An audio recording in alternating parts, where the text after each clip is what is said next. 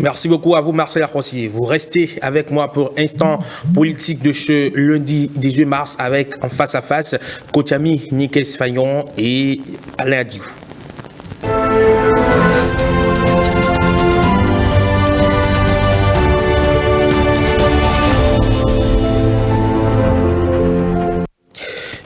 18 pages, c'est ce qu'il aura fallu à la Cour constitutionnelle pour rendre une décision circonstanciée sur les différents recours contre le code électoral adopté mercredi 6 mars dernier au Parlement. C'est à travers la DCC 24-040 du 14 mars 2024 que les sages ont tranché.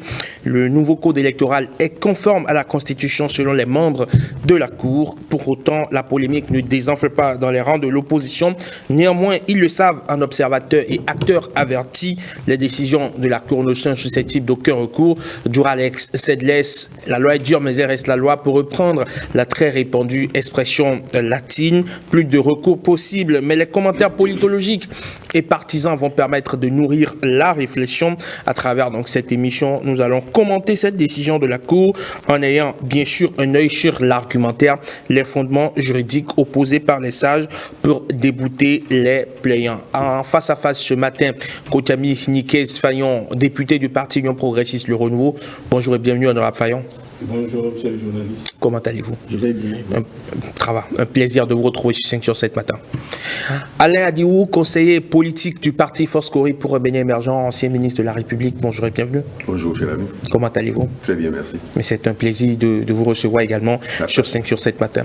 Plaisir partagé. Pour commenter cette décision de la Cour constitutionnelle. Selon vous, est-ce que la Cour a dit le droit, monsieur Adiou? Non. Mais dans la revue, enfin, c'est pas la revue, les premières pages des journaux, il a été dit très rapidement tout à l'heure que FCBE a dit que la Cour constitutionnelle a choisi de ne pas dire le droit. Quelles sont les raisons qui motivent, on va dire, cette posture de la Force Cori pour un Bénin émergent? C'est la même raison que partagent la société civile et toutes les formations politiques qui se réclament de l'opposition, contrairement aux amis qui sont au pouvoir. La Cour a quand même rendu un rapport, sinon une décision circonstanciée. On a sous la main donc la décision de la Cour constitutionnelle. On va pouvoir la commenter. Qu'est-ce qui ne marche pas de votre point de vue dans le développement de la Cour?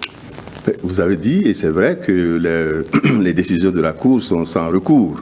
Donc nous prenons la décision. La Cour a dit que en toutes ces dispositions, la loi querellée, la loi polémique est conforme à la Constitution. Point barre. Donc nous prenons ça. Nous, FCBE, nous prenons ça. Mais nous disons que il suffit d'être au Bénin, de suivre tout ce qui s'est passé depuis un certain temps dans notre pays et de suivre également de façon plus rapprochée ce qui s'est passé au cours de ce mois de mars pour constater que quand même il y a des dispositions de la loi qui posent problème. Je prends juste un exemple par rapport au parrainage. L'année dernière, ou il y a 2 ans, en tout cas la dernière cour, ou l'avant-dernière, même si le président était parti et n'a pas été formellement remplacé et son vice-président a assuré, il est dit, dans l'une des jurisprudences, que le parrainage est je paraphrase, que le parrainage est un acte individuel libre pour les députés. C'est vrai qu'un éminent juriste a dit que la Cour peut revenir sur sa propre jurisprudence. Donc, la Cour a choisi de se dédire d'une année ou de 2 ans à 2 ans, quelque chose comme ça. La Cour d'hier a dit, voici ce qui est valable. La Cour d'aujourd'hui a dit, voici autre chose qui est valable. Donc, ce que mon prédécesseur a dit qui est valable n'est plus valable aujourd'hui. De façon contingente, peut-être. Donc, j'ai pris un seul exemple. Un exemple très très banal, pour ne pas aller dans d'autres considérations. Donc, oui, les décisions de la Cour sont sans recours, mais l'opposition, la classe politique, pour ne pas dire la grande majorité de la population, est très très très préoccupée. Vous ne vous attendiez donc pas à une décision pareille? Pas du tout. Le minimum, c'est qu'on dise, mais en tel point, 2 ou 3, qu'il y a à revoir. Et la Cour a la possibilité de proposer au Parlement de faire ce qu'il faut faire, avec précision. Et vous, Nicaise Koutiami-Fayon, du parti Union Progressiste Le Renouveau, député à l'Assemblée nationale, 9e législature, qu'attendiez-vous? Vous attendiez quand même que la Cour valide avec les nombreux débats suscités par votre vote à l'Assemblée? Bien sûr, justement, lorsque la proposition de loi a été initiée, c'est pour qu'elle soit adoptée et promulguée avec la conformité à la Constitution. Contrairement à ce qu'a dit M. le ministre Adiou, la Cour a dit le droit. Et il sait très bien dans son fort intérieur que la Cour a dit le droit. Pourquoi? Vous voyez, lorsque nous étions sur le chantier de processus relatif à la proposition de révision de la Constitution, ils ont tous dit non, on n'a pas besoin d'aller là-bas, il suffit de toucher au code électoral. La Cour a dit le droit, parce que si je prends précisément ce qu'il a dit, ce n'est pas parce qu'on a dit à un moment donné que c'est une décision unilatérale. Il faut comprendre que c'est une décision individuelle. Entre-temps, pour rafraîchir la mémoire, il y a eu mal donne, il y a eu dérive comportementale. En tout cas, un acteur majeur a dénoncé que d'autres acteurs détenteurs de parrainage seraient rentrés dans un processus de marchandage. Donc, le parrainage ne saurait devenir un objet de corruption. Quand c'est comme ça, la loi est faite pour réguler les comportements des citoyens dans la société. Donc, on ne peut pas en vouloir aux législateurs et à la Cour de constater que le but visé par le législateur, c'est vraiment cette régulation de cette dérive comportementale. Mieux, mais je suis surpris que des chefs politiques trouvent normal que leurs partisans élus sur une liste puissent avoir la liberté d'aller parrainer qui ils veulent. Je suis surpris. Donc il y a des raisonnements qu'il ne faut pas faire. L'autre élément qui me faisait dire que le ministre sait en son fort intérieur que la Cour a dit le droit, ils ont préconisé que ce soit les élus, les députés actuels et les maires actuels qui parrainent. Ils ont préconisé ça, il ne peut pas me démentir. Et je vous assure, cette démarche, nous avions, au sein de la majorité présidentielle, nous avions une position contraire, c'est-à-dire que ce soit les élus de 2026 qui parrainent. Et croyez-moi, nous avons été amenés à prendre en compte et leurs observations qui croisent avec celles de la société civile, comme il le cite si bien, et LB, et rester flexibles. Nous avons fait profil bas. Ce faisant, nous avons visé la paix, parce qu'en réalité, en 2021, c'est le défaut, l'une des raisons pour lesquelles il y a eu échauffourée, c'est le défaut de parrainage. Mais aujourd'hui, nous avons fait en sorte que tous les partis prenants, en tout cas ceux qui sont à l'Assemblée, et une ouverture est faite sur ceux qui ne sont pas à l'Assemblée, je vais y revenir, puissent vraiment bénéficier du parrainage aujourd'hui. Ce qui reste, c'est de mettre ce parrainage sous coffre-fort. Et le mettre sous coffre-fort revient à s'assurer de la discipline des militants. Donc, il ne faut pas que quelqu'un soit en mesure de parrainer qui il veut ou qu'il soit en mesure d'aller marchander. Et pour en arrêter là, vous avez vu, ils ne se parlaient pas.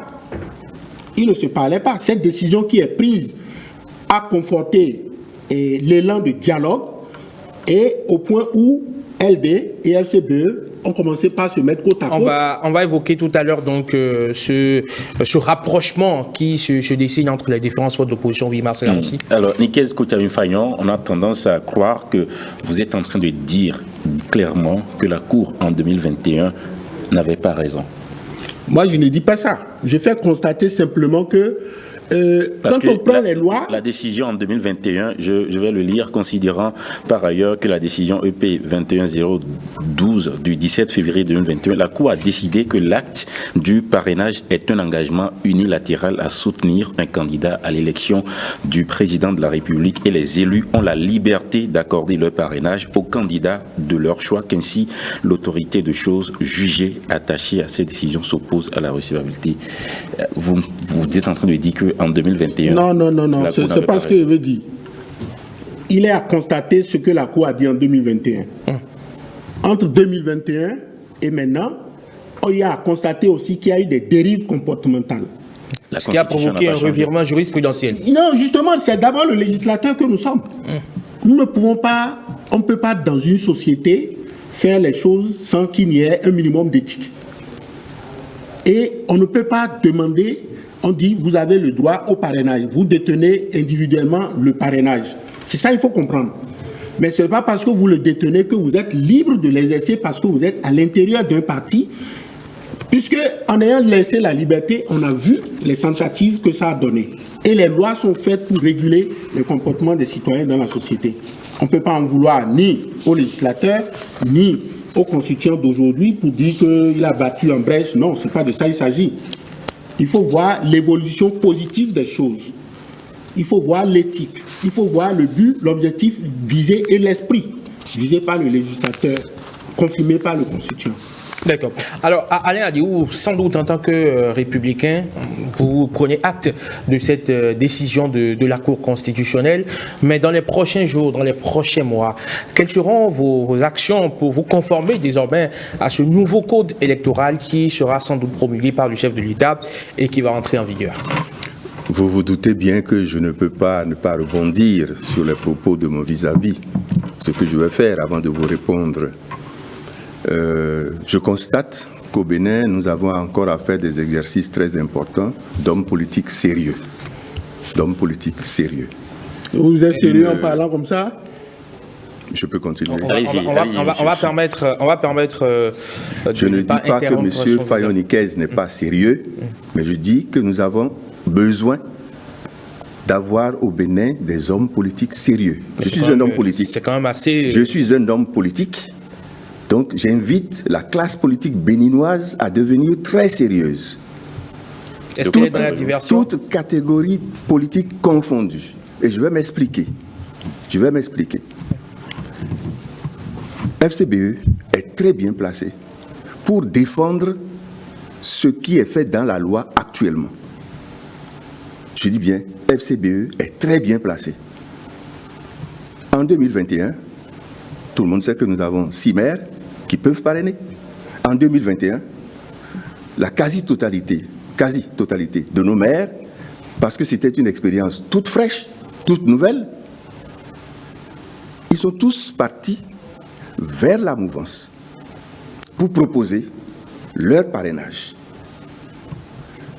Au niveau de la mouvance, on leur a dit mais non, FCBE a une candidature, a un candidat, il faut aller vers votre parti pour donner votre parrainage là-bas. Parce que nous sommes tous en train d'expérimenter le parrainage. C'était la première édition. Donc qu'aujourd'hui, la loi dise que les parrains doivent passer par leur parti politique, normalement, FCBE devait applaudir pour dire eh bien, ce que mon ami a appelé la dérive comportementale, que cela ne se répétera plus. Ça renforcera la discipline au groupe. Mais là où nous avons besoin d'être sérieux, une loi, pour être efficace, doit être impersonnelle, doit être générale. Il y a une autre forme, il y a la possibilité pour le constituant comme pour le législateur d'obliger, entre guillemets, les députés ou les maires qui doivent parrainer de passer par leur parti politique. Je ne vais pas le dire ici, puisque une décision a été déjà prise. Il faut passer par les partis politiques, forcément. À ce niveau, donc, quand nous allons finir par apprendre à élaborer des lois générales, des lois d'intérêt général, ça va marcher. Êtes-vous en train de dire que... Je prends un deuxième exemple. Êtes-vous en train de dire, M. Adiou, je me permets de vous interrompre, que le texte en vigueur est un peu trop taillé sur mesure? Mais le texte, comme on a commencé à avoir l'habitude, le texte est taillé sur mesure. Et c'est cela que je veux faire comme la deuxième démonstration que je veux faire. Mon ami a dit que nous avons proposé que ce soit les députés, notamment, enfin les élus de 2026. C'est faux. Non, les élus actuels, j'ai dit. Vous avez raison. Que ce soit les élus de 2023. Nous avons dit non. Je dis non. FCBE n'a pas proposé ça. FCBE a proposé que ce soit les élus de 2026. Dans le papier que nous avons rendu public, c'est ça notre proposition. Pourquoi? Parce que nous nous sommes dit, tout le jeu électoral, tous les mouvements que nous avons connus, toutes les difficultés enregistrées par l'application des lois, tout ça va se calmer en 2026 lorsque nous allons faire des élections générales. Nous n'allons pas importer d'une génération sur une autre l'état de ce que nous aurons vécu. Donc en 2026, ce sera un réel nouveau départ sur le plan des élections. Donc, il serait bon que le constituant et le législateur considèrent que nous repartons. C'est la première fois que nous allons faire des élections générales de cette envergure-là. Il est indiqué que les élus d'une année électorale soient ceux qui parrainent les candidats à l'élection présidentielle de la même année électorale. Donc, nous avons fait le choix de 2026. Les députés, comme. C'est pour vous dire que la réflexion, on sait la faire, que l'on soit de l'opposition comme de la mouvance. Mais malheureusement, c'est pour d'autres considérations. Je prends un élément très très précis. J'ai entendu de la part d'un responsable UP Le Renouveau défendre le code en disant ce que nous avons fait, c'est très bien, c'est inclusif. Les 15%, nous avons tenu compte du parti les démocrates. Les 3/5e, nous avons 3/5 des circonscriptions électorales législatives, nous avons tenu compte également de ça. Donc, ce sont les partis politiques à l'Assemblée nationale, les 3, qui ont tenu compte de leurs intérêts.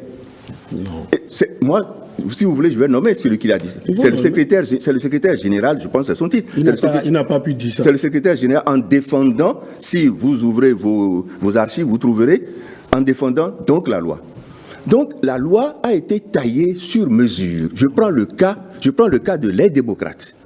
Les démocrates font partie de l'opposition. Je ne suis pas en train de refuser l'intérêt, entre guillemets, de les démocrates. Mais je dis, quand on est dans un pays, quand on veut élaborer des lois à portée générale, qui doivent être à portée générale, donc efficaces, on ne tient pas compte des intérêts particuliers. Les démocrates eux-mêmes s'en sont offusqués. Parce que si on ouvrait, pourquoi on n'a pas fixé à 18% au lieu de 15%, à 25% au lieu de 15%? On a tenu compte d'aujourd'hui. Mais aujourd'hui est changeant.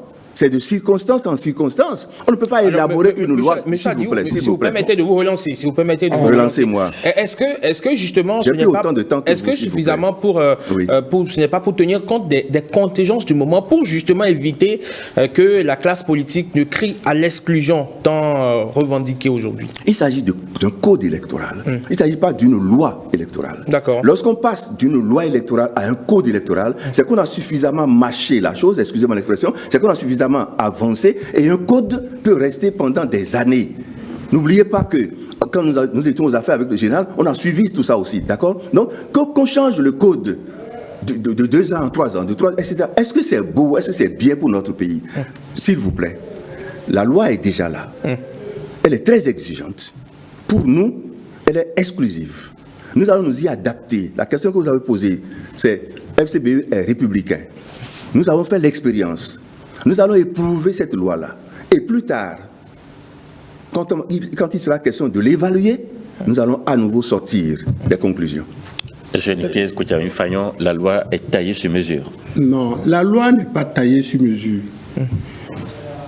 Qui vous souvienne, lorsqu'il y a eu des difficultés en 2019 et qu'il y a eu appel au dialogue, vous étiez là. La fraction qui est devenue LD aujourd'hui de FCBE avait fait politique de la chaise vide. Qui vous souvienne que l'une des recommandations de ce dialogue, c'est de renforcer le système partisan. Mais le renforcement du système partisan ne devrait pas être objet de... Ce n'est pas statique, c'est dynamique. Donc, je rectifie que vos propos qui tendent à démonter la loi, comme quoi c'est un code, on ne peut pas la faire de 2 ans. Non, nous sommes dans un processus de renforcement. Et ce renforcement-là, on va y revenir, ce renforcement, ce n'est pas un indicateur global à l'issue des élections qui permettrait de le faire. Il y a l'ancrage géographique sur les territoires des circonscriptions électorales. Alors, vous dites que la loi est exclusive. Elle n'est pas exclusive. Je me réjouis de ce que vous aviez la même position comme nous. Et ce que je disais, c'était que la majorité de ce que nous avons recueilli comme proposition, qui était contraire à la nôtre et à la vôtre, c'était que les élus, les députés et les maires actuels parrainent. Et je vous dis, sentez-vous heureux que n'étant même pas à l'Assemblée, c'est d'abord un point d'inclusion. N'étant même pas à l'Assemblée, vous avez une même position que nous, mais il fallait que nous puissions être flexibles pour adopter, c'est ça le consensus. Il ne faut pas qu'on soit intransigeant, parce que ne pas accepter que ce soit les élus actuels qui parrainent va créer un problème. C'est-à-dire, on l'avait déjà connu en 2021, je me répète, il y a eu défaut de parrainage, mais l'avantage par rapport à ce qui est fait aujourd'hui, c'est que nous avons permis une certaine stabilité, ne serait-ce que dans les esprits, dans le processus. Le parrainage ne sera plus une préoccupation. Alors, Monsieur Honorable Fayon, il y a une certaine opinion qui tente à penser, peut-être à tort ou à raison, je ne sais pas, vous allez sans doute nous le dire, que si la majorité présidentielle a accepté que ce soit les députés de 2023, les élus donc de 2023 qui parrainent pour les législatives, pour la présidentielle de 2026, c'est parce que justement ces personnes-là ont l'assurance de pouvoir donc être les parrains donc pour les élections à venir, parce qu'en 2026, il se peut que certains d'entre vous ne soient plus aux affaires. Mais pourtant, nous avons eu l'audace de considérer que nous nous départissons de notre pouvoir ou de notre droit de parrainage aujourd'hui, et nous nous positionnons sur 2026. 2026, c'est de l'incertitude. Incertitude pour chacun de nous, puisque personne ne peut savoir qu'est-ce qui va se passer en 2026. C'est à ce point qu'on ne peut pas dire que la loi est taillée sur mesure. À ce point qu'on ne peut pas dire qu'elle est exclusive. Du moment où elle a pris en compte une disposition, une position forte qui, du reste, semble avoir été adoptée, a été adoptée par les organisations de la société civile, le parti minoritaire d'opposition à l'Assemblée nationale, et que nous, on l'a accepté, on l'a adopté, je vous dis, ça préserve l'intérêt général. Et il revient à ce que chacun de nous sécurise son parrainage. Et pour le faire, c'est pour ça que le législateur et le constituant ont dû revoir l'attitude que doit être, la discipline qui doit caractériser les parrains. Alors, pour revenir au point d'inclusion, ce n'est pas bon de dire que cette loi-là n'est pas inclusive. Elle est inclusive. Ce qu'elle vise, elle vise à ce que les partis commencent à dialoguer entre eux. Les partis visent à se renforcer. Vous avez vu, on a été heureux que à peine le code a été évoqué pour avoir une attitude commune. La plateforme a évolué de 3 ou 4 partis autour de LD et s'est étendue à FCBE. Et c'est là où je dis que le ministre sait en son fort intérieur qu'il a bien compris, qu'ils ont bien compris, puisque je l'ai entendu dire et que effectivement ils souhaitaient se mettre en accord de gouvernance. Et c'est l'autre aspect qui montre que la loi n'est pas taillée sur mesure. D'accord, puisque parce qu'au niveau, écoutez-moi, au niveau de l'Assemblée nationale, elle n'est pas limitée aux députés de l'Assemblée nationale, puisqu'on a ouvert une opportunité, une possibilité d'accord de gouvernance qui est différent de l'Alliance. Et ce n'est pas le truchement de cet accord de gouvernance qu'un parti qui n'est pas au sein de l'Assemblée, pour autant qu'il s'est renforcé, pour autant qu'il a des militants, on lui donne en autonomie de pouvoir présenter une liste propre à lui. Sauf que, avant d'aller aux élections, l'accord de gouvernance, un accord de gouvernance, ça peut être entre d'autres partis qui ne sont pas à l'Assemblée, comme ça peut être entre eux et des partis qui sont à l'Assemblée. L'essentiel, c'est qu'ils soient de la même obédience. D'accord. Puisque vous tenez évidemment à parler donc de ce rapprochement de la FCBE et donc entre la FCBE et les démocrates, on va revisiter justement cette conférence de presse qui a été animée en fin de semaine dernière. Marcel Akrossi, justement, vous y étiez. On va revoir votre reportage. On revient juste en plateau derrière pour faire le débat. La liberté de Christ. C'est pour la première fois depuis plusieurs années maintenant que l'opposition béninoise se réunit avec autant de partis. 5 au total, en rang serré contre le code électoral adopté aux premières heures du 6 mars 2024. L'un des faits marquants, la présence effective de la FCBE, Force Cori pour un Bénin émergent, de Paul Rompouet. même les jumeaux se battent. FCBE, il y a des critères pour dire que un parti est de l'opposition. Et je vous renvoie au test. De leur point de vue, les Béninois assistent à la mise en place d'un écosystème juridique et institutionnel favorisant l'exclusion et réduisant le champ d'expression politique à une seule minorité partisane, proche du pouvoir. Par un vote à 79 voix pour, 28 voix contre et 1 voix abstenue, l'Assemblée nationale a adopté la proposition de loi du parti UP Le Renouveau portant modification du code électoral. Cette modification fait suite à l'échec de la proposition de loi du président du groupe parlementaire Bloc républicain, Hassan Seibou, portant révision de la Constitution qui avait pour but d'inverser les dates des élections générales, de raccourcir le mandat du président de la République et de rallonger le mandat en cours des députés. Nous félicitons certains acteurs de la société civile, le clergé, l'Union islamique, pour leur engagement citoyen visant la préservation de la paix. Nous invitons les membres de la Cour constitutionnelle au respect de leur serment. Plusieurs recours sont actuellement en examen à la Cour constitutionnelle, le contrôle de constitutionnalité demandé par le chef de l'État, y compris. Entre-temps, donc, la Cour a déjà rendu son verdict. Vous l'avez suivi dans l'actualité. Monsieur Adiou, on vous a vu par le passé avoir une posture, la FCBE bien sûr, une posture très distante donc, du parti les démocrates. Aujourd'hui, est-ce qu'on peut dire que c'est la lune de miel?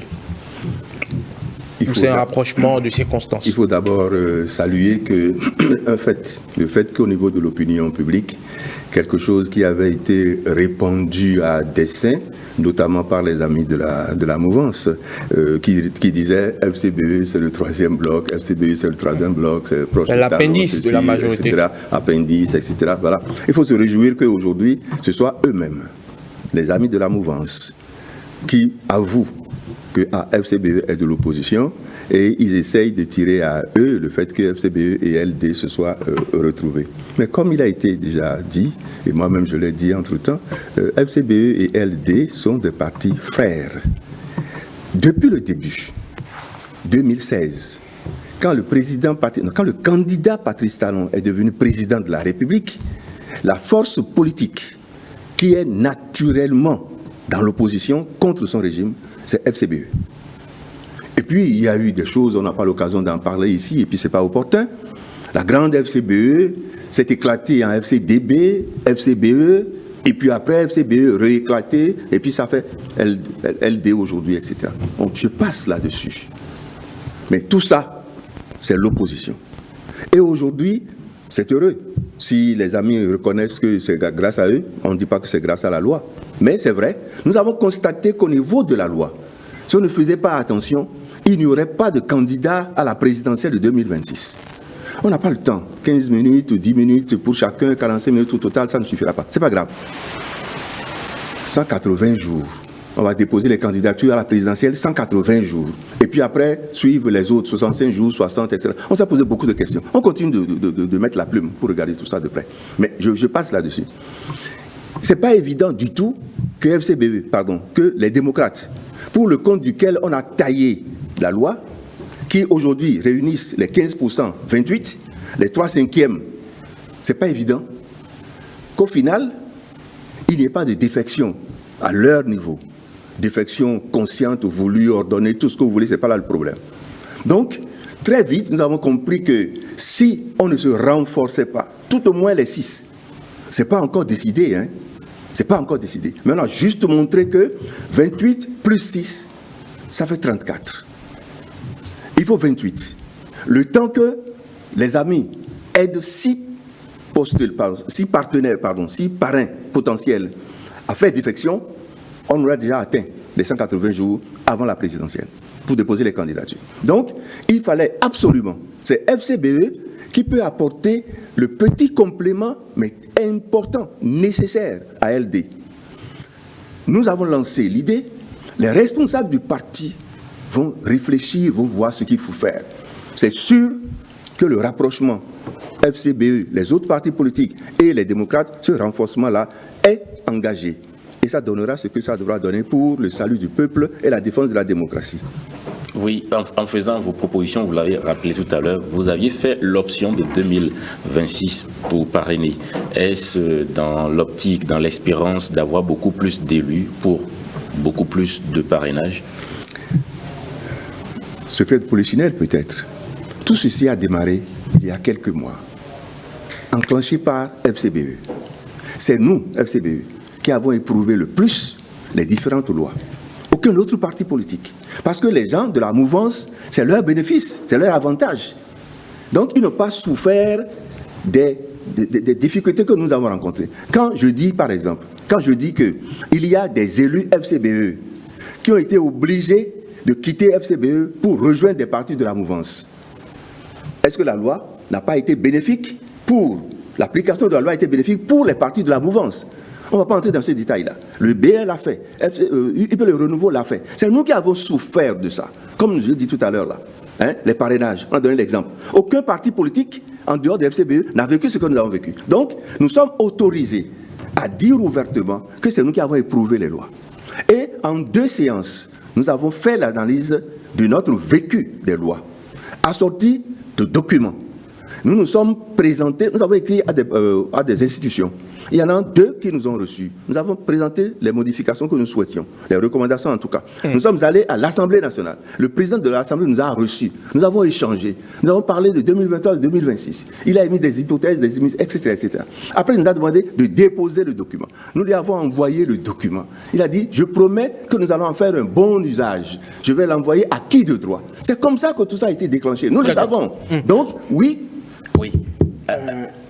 Alors, oui, Nickel Saillon, est-ce que, on va dire, une mutualisation de ce qu'on peut appeler les forces de gauche ne fera-t-elle pas trembler la majorité présidentielle quand on voit aujourd'hui le rapprochement qu'il y a entre les démocrates et la FCBE rejoint, ou du moins précédemment déjà rejoint par le GSR de Antoine Guidou Vissetogbe, la NFN donc de Wilfried Apollinaire Avoyan? Non.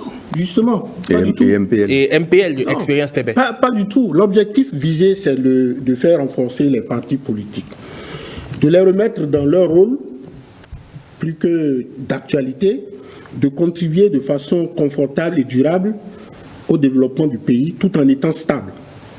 Et l'objectif, c'est qu'il puisse avoir de fusion, absorption, qu'il puisse avoir d'accord de gouvernance là où la fusion n'est pas possible.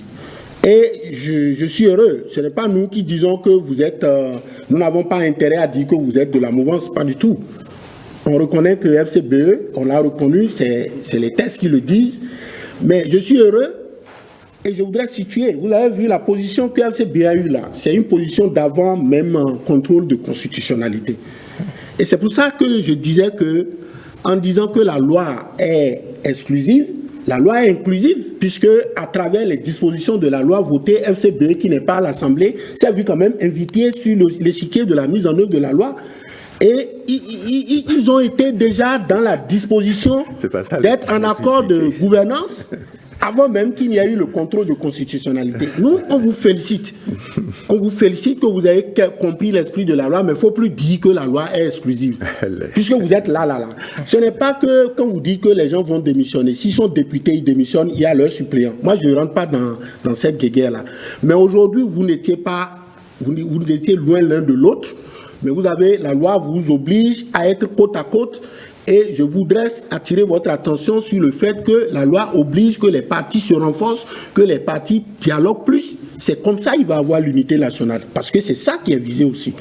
Alors, il faut faire en sorte que vous ne vous limitiez pas à être côte à côte et que vous soyez ensemble. Et ça ne nous ébranle pas, puisque la loi nous engage nous-mêmes dans le défi d'avoir consolidé ce que nous sommes aujourd'hui, d'avoir nous remettre en cause et d'avoir à rechercher des partenaires pour faire en sorte que l'esprit, les objectifs visés par la loi puissent être bénéfiques à toute la nation entière. Et elle est bénéfique parce qu'au moins, aucun parti politique, du moins aucun parti politique qui soit représenté à l'Assemblée, qui ne soit pas à l'Assemblée, ne peut pas se plaindre de ce qu'il ne pourra pas participer aux élections générales.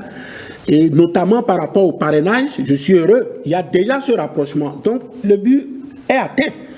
Et c'est la preuve matérielle que vous dites une chose qui relève de la mauvaise foi, mais ce que vous faites montre que vous avez bien compris. Je ne peux que vous remercier au nom de notre parti. Merci. Monsieur Aliou, quand on regarde votre situation depuis les dernières élections, avec les critères qui deviennent encore plus durs, on va le dire comme ça, une fusion est-elle possible avec LD? Non, le rapprochement dont nous parlons n'est pas encore effectif. Il faut qu'il le soit d'abord. C'est-à-dire qu'on aille jusqu'à un accord. Ce n'est pas envisageable, une fusion. L'accord est envisageable. L'accord de gouvernance est envisageable. Mais ce n'est pas parce que moi je l'aurais dit ou que nous l'avions dit il y a quelques jours que c'est déjà une réalité. C'est quand même le conseil spécial du parti. Le conseil politique. Le conseil politique du parti. Je ne parle pas au niveau de FCBE, je parle de la classe politique portant opposition. D'accord ? Il faut que ceci soit fait. Et vous le constaterez. C'est le souhait du plus grand nombre. Je vous le garantis, c'est le souhait du plus grand nombre. Une fusion, non, ce n'est pas pour aujourd'hui. Est-ce qu'on demande au BR qui est le maillon faible de la mouvance et qui est dans la même position? On a déjà posé la question par ici. Si, ça, etc. C'est parce que le BR risque de disparaître. Le BR a des difficultés. Quand bien même, elle compte aujourd'hui 28 députés et un certain nombre de maires, etc. Quand on prend les deux, c'est pas évident du tout. C'est pas évident du tout. Donc, c'est vrai. Progressivement, ce n'est pas impossible, mais nous ne sommes pas à ce niveau-là. Pour les prochaines élections, FCBE va compétir. Les élections législatives, communales, municipales, oui, nous sommes candidats pour cela. Pour la présidentielle, telles que les choses s'annoncent, nous risquons de ne pas avoir de parrain. Nous n'avons que 6 maires, ok? Mais on avisera à ce moment-là. Mais ce qui est engagé, c'est que avec LD, FCBE promet de surprendre et d'aider nos amis. Pourquoi la FCBE n'était pas totalement cette divergence avec la LD et qu'ils aillent ensemble, pourquoi pas une absorption? Est-ce que vous vous attendiez à ce que LD et FCBE se retrouvent le 18? Donc désormais c'est clos. Désormais c'est clos. On peut dire que c'est maintenant la lune de miel. Mais c'est justement les divergences, les dissensions. Mais les dissensions, c'est vous qui les avez animées. On a vu le président Boni Aïe devant le président Talon dire que la FCBE n'est pas de l'opposition. Et justement, en son temps, la FCBE a pondu un communiqué violent à l'encontre du président Boni Aïe. Pour réagir. Pour réagir. Parce que l'opinion publique que les amis de la mouvance ont alimenté tout le temps, c'est pas vous. Vous pouvez le dire aujourd'hui, mais nous le savons, d'accord? Donc l'opinion publique a été nourrie à cela. Donc Yahi Boni est entré dans la même logique. Mais qu'est-ce qu'il faut rappeler? C'est votre partenaire. Il faut rappeler premièrement que tout récemment, le 8 mars, FCBE a sorti un communiqué lorsque la Constitution n'a pas été à nouveau ouverte et que la loi, FCBE a sorti un communiqué et à la fin a dit qu'elle invite en tant que force politique toutes les forces politiques de l'opposition à se retrouver. Quelques jours après, que les amis de LD nous aient téléphoné pour dire nous voulons faire une manifestation, nous vous demandons de venir et nous avons dit mais nous venons, etc. Qu'est-ce que vous trouvez comme erreur à ce niveau-là? Non, mais il faut saluer le code, grand frère. La lune de miel, c'est pas encore tout à fait la lune de miel. Le rapprochement a commencé. Et l'obligation que nous avons... Donc le code n'est pas exclusif. C'est ça, vous le démontrez là. 2 secondes. Le rapprochement que nous sommes en train d'engager, c'est pour sauver la démocratie et défendre les intérêts du peuple. Et nous allons faire ce combat-là en 2026. Définitivement. Êtes-vous fiers de ce que vous avez accompli? Nous sommes fiers de ce que nous avons accompli. Vous voulez quelle réponse? Non, nous sommes fiers, puisque si le code qui est visé, qui est accusé, je dis bien à tort, d'être exclusif, et il est démontré que cela a permis que 2 partis qui ne s'entendaient pas puissent se mettre aujourd'hui dans un tunnel d'un accord de gouvernance. C'était l'objectif visé. Mais je voudrais attirer votre attention. Vous tendez à faire croire que vos 6 parrains-là, c'est pour sauver LD. Non. C'est pour sauver le pays. Non, pas pour sauver le pays. Oui. C'est péjoratif. Pour que l'opposition ait une candidature. Non. Sauver le pays, c'est la disposition, c'est la flexibilité que nous avons eue en acceptant de faire profil bas, de laisser tomber notre position qui était la vôtre, qui est celle qu'il fallait que ce soit les députés de 2026 et les maires de 2026 qui parrainent. Et on a sauvé le pays en permettant que ce parrainage soit disponible aujourd'hui.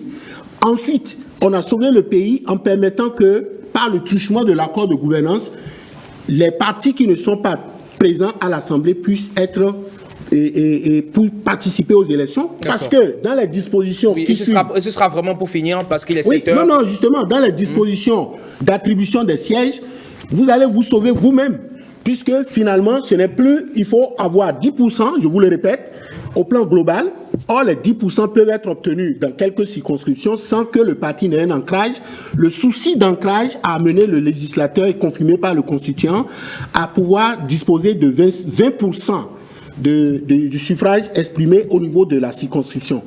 Toutefois, lorsque vous êtes en accord de gouvernance, c'est là où ça va vous bénéficier. Donc, cessez de dire que c'est pour sauver le pays. D'accord. En attendant de savoir effectivement qui a le gain, on va dire, de cette posture messianique, qui a finalement sauvé qui, ou qui a finalement sauvé le pays. Le pays, ou si c'est le pays lui-même.